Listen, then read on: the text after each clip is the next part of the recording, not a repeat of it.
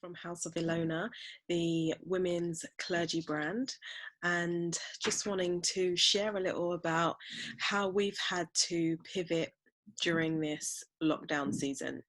So initially we had to relocate our office of 3.5 years, had to move everything out of there and bring it home. And it was quite a timely thing. I felt sad at the time because I didn't want to do it, but in the end, the timing was just a God ordained timed moment. So we had to relocate the office, which definitely in the long run has worked out really, really well. We have most of our staff work remotely anyway, so that was all fine. We also had to, in the midst of all of this, relocate our warehouse. So all of our stock had to go from one warehouse to another warehouse. Huge undertaking and not the best of timings, but just under the circumstances, it's just something that we had to do to keep functioning. Everyone assumed that we as an online business were fine because we're doing everything online anyway. But there's definitely still been a change in demand, and just how we do things a little bit have had to change. The tone of how we deliver our messages have had to change, just being a lot more sensitive to where different people are. We serve women in ministry, so even how they're doing ministry has changed. They're now doing ministry online, and it was just trying to get the tone right. That is this the time to be like, buy your clergy dress today? It just wasn't. It hasn't been that sort of message. Where even in the last week, we've been able to tone our message up a little bit more.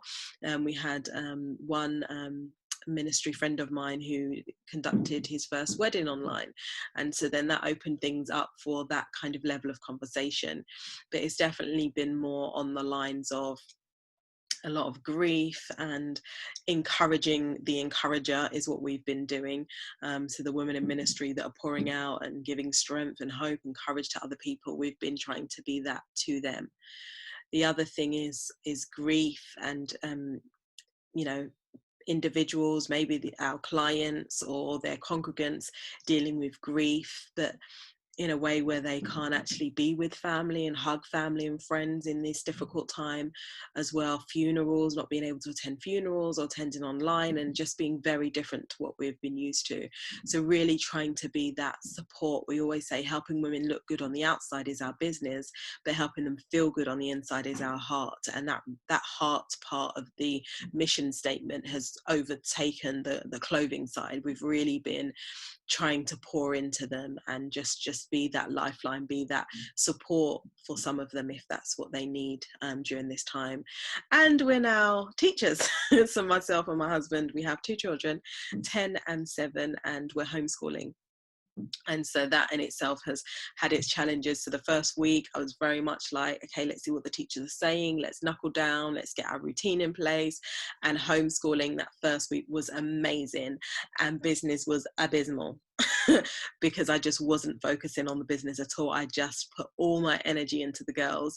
And so then I had to readjust the following week and trying to get that balance. Sometimes I've been up till really late trying to do emails and catch up on business because I've been doing the homeschooling at home. But I feel busier now than before lockdown somehow. And I think it is trying to manage everything, and also some new phenomenal ideas that God is birthing. Creativity has been sky high.